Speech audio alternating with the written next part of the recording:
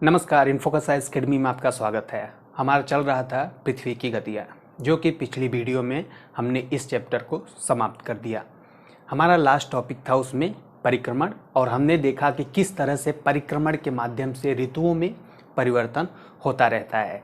तो आज हम बात करेंगे एक नए अध्याय के बारे में, जिसका नाम है मानचित्र। एनसीईआरटी ने मानचित्र को बहुत ही अच्छे से दर्शाया है, जिसमें हम बात करेंगे कुछ मानचित्र के परिभाषा के बारे में। तो चलिए हम देखते हैं मानचित्र को। मानचित्र क्या है वह हमें एनसीईआरटी बताता हुआ चलेगा। हम देखें ध्यान से तो मानचित्र पृथ्वी की सतह या इसके एक भाग का पैमाने के माध्यम से चपटी सतह पर खींचा गया चित्र है। क्या कहता है कि पैमाने के माध्यम से किसी चपटी सतह पर खींचा गया चित्र है। अब पैमाने का मतलब क्या है कि किसी भी, हम मान लेते हैं पैमाने का मतलब कि किसी को हम डिनोट करें अंक में, जैसे कि घर की लंबाई हुआ या फिर किसी शहर की लंबाई हुआ, तो उसको हम कुछ मान दे देते हैं। उसी मान को कम में ज़्यादा वर्णित करना हम मानचित्र कह सकते हैं।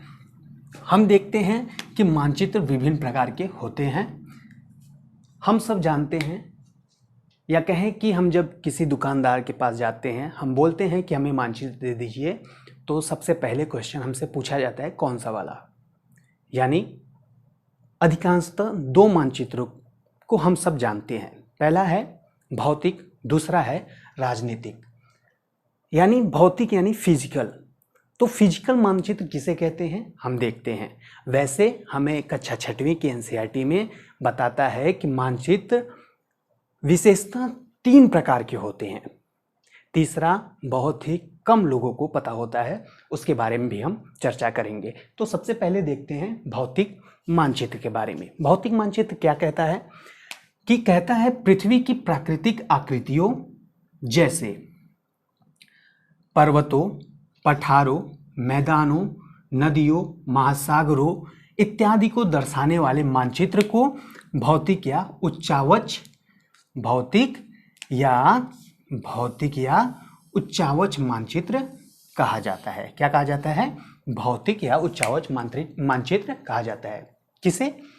जिसमें हम देखते हैं कि हमें पर्वत के बारे में बताया गया हो, पठारों के बारे में बताया गया हो, किसी विशेष मैदानों के बारे में बताया गया हो, या फिर कहें नदियाँ और महासागरों के बारे में बताया गया हो, तो इसको हम भौतिक मानचित्र कहते हैं। सीधी सा मतलब है कि जिस मानचित्र में हमें दिख जाए नदियों के बारे में, पर्वतों के बारे में और मैदानों के बारे में, महासागरों के बारे में अगर हमें मानचित्र में दिखे, तो हम कहेंगे सीधे से मतलब है भौतिक मानचित्र से। क्लियर? हम देखते हैं दूसरा है राजनीतिक मानचित्र, यानी पॉलिटिकल मैप।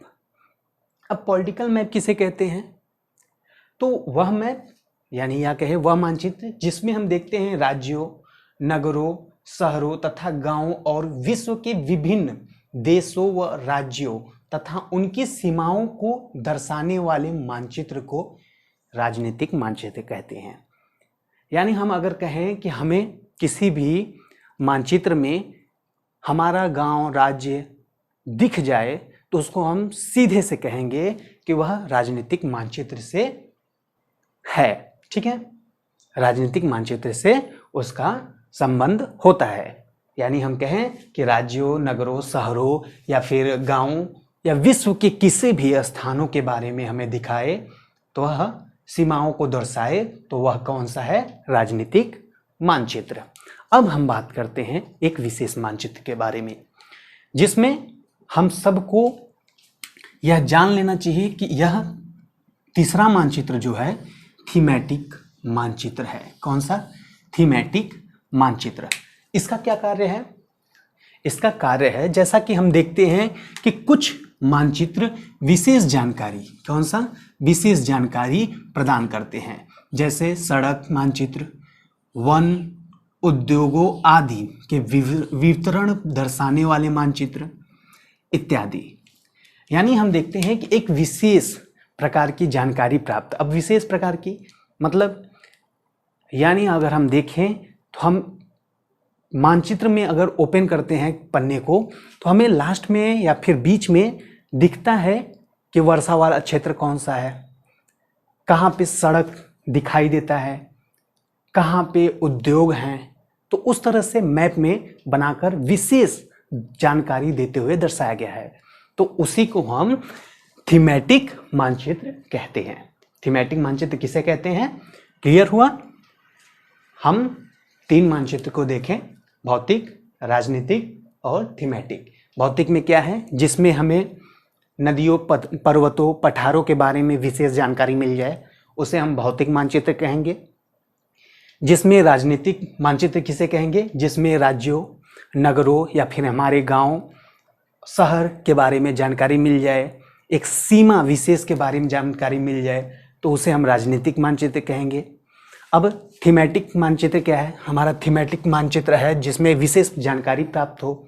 जैसे किसी सड़क के बारे में हमें बताया गया होता है कि कोलकाता से वाराणसी, दिल्ली से आगरा, तो उसमें हमें विशेष जानकारी प्राप्त होता है। तथा या फिर कहें हमें वन तथा उद्योग आदि के विवरण के बारे में बताए, तो विशेष जानकारी जहाँ से हमें प्राप्त होगा उसे हम थीमेटिक मानचित्र कहेंगे। अब बात आता है कि मानचित्र जो है उसके 3 घटक होते हैं। कौन कौन से, दूरी, दिशा और प्रतीक। क्या, दूरी, दिशा और प्रतीक।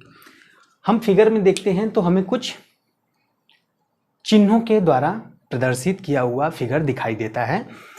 हम देखते हैं इसमें दूरी को हम देखते हैं पैमाना, पैमाने के द्वारा हम दूरी को नाप लेते हैं। अब पैमाना कहते किसे हैं, तो पैमाना है स्थल पर वास्तविक दूरी तथा मानचित्र पर दिखाई गई दूरी के बीच का अनुपात। यानी हम कहें कि स्थल है कोई, यहाँ पे हम मान लिए कि 1 सेंटीमीटर बराबर 10 मीटर मान लिए, ठीक है, 10 मीटर मान लिए। तो इसी प्रकार से यह कहता है कि पैमाना वह है जो स्थल पर वास्तविक दूरी तथा मानचित्र पर दिखाई गई दूरी के बीच का अनुपात। यानी हम मानचित्र में देखते हैं 1 सेंटीमीटर, लेकिन वह 1 सेंटीमीटर न होकर वह 10 मीटर के बराबर होता है। अगर हम रियल में देखें तो वह 10 मीटर है, वैसे हम मानचित्र में 1 सेंटीमीटर मान लेते हैं, ठीक है। तो वही पैमाना कहता है कि स्थल पर वास्तविक दूरी तथा मानचित्र पर दिखाई गई दूरी के बीच का अनुपात है, ठीक है। अब यहाँ पे हम देखते हैं कि नीले रंग का इस्तेमाल जलाशयों, यहाँ पे प्रतीक के बारे में बताया है एनसीईआरटी ने कि क्या विशेष इसमें और है, ठीक है। अब इसमें देखते हैं कि नीले रंग का इस्तेमाल जलाशयों के लिए किया गया है, भूरे रंग का पर्वतों के लिए किया गया है, पीले रंग का पठारों के लिए किया गया है, और हरा रंग जो है वह मैदानों के लिए किया गया है। यानी हम सीधे शब्दों में कहें, नीले रंग का इस्तेमाल जलाशयों, भूरा रंग पर्वतों। अगर हम भूरा रंग देखते हैं मानचित्र में तो सीधे से हमारा दिमाग पर्वतों पे चला जाना चाहिए। अगर हम नीले रंग को देखते हैं अपने मानचित्र में तो किस पे जाएगा, जलाशयों, जलों के बारे में, महासागरों के बारे में देख लेते हैं, ठीक। यानी अगर हमें हरे रंग का प्रतीक दिखाई दे, उसमें बहुत ज़्यादा मानचित्र में हरा दिखाई दे, तो वह समझ लेना कि वह मैदानी इलाका है। अब इसमें दिखाता है, दूसरा आता है मानचित्र के बाद रेखा चित्र। अब रेखा चित्र किसे कहते हैं, तो देखिए रेखा चित्र कहता है कि रेखा चित्र एक आरेखन है। रेखा चित्र एक आरेखन है जो पैमाने पर आधारित न होकर याददाश्त और स्थानीय प्रेक्षण पर आधारित होता है। यानी रेखा चित्र जो है इसमें हम पैमाना नहीं देते हैं, यानी हम एक याददाश्त और एक अपने अनुमान के द्वारा प्रदर्शित करते हैं। लेकिन मानचित्र में क्या होता है, उसमें हम पैमाना देते हैं, किसी भी चीज की लंबाई की, दूरी की माप के लिए एक पैमाना मापते हैं, उसे मानचित्र कहते हैं। मानचित्र और रेखा चित्र में अंतर समझ लीजिए कि रेखा चित्र में पैमाना नहीं होता, लेकिन मानचित्र में पैमाना होता है, ठीक। इतना सिंपल सा है। रेखा चित्र में हम पैमाना नहीं देते हैं और मानचित्र में हम पैमाना के द्वारा मानचित्र का निर्धारण करते हैं। अब कहता है खाका क्या है, एक छोटे क्षेत्र का बड़े पैमाने पर खींचा गया रेखा चित्र खाका कहलाता है।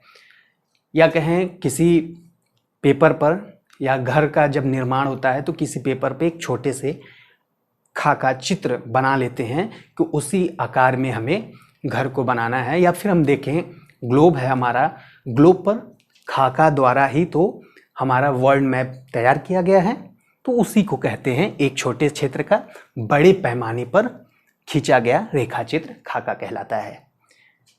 यह चैप्टर समाप्त होता है। इसमें कुछ प्रतीक बताए गए हैं, सड़क का कैसा प्रतीक है और कूप का कैसा प्रतीक है, और बताया गया है इसमें कि मंदिरों को कैसे दर्शाया गया है। तो वो सब जानकारी के लिए वैसे भी आप लोग जानते होंगे। अब हमारा एक नया चैप्टर चलेगा, उसमें हम मिलते हैं। धन्यवाद।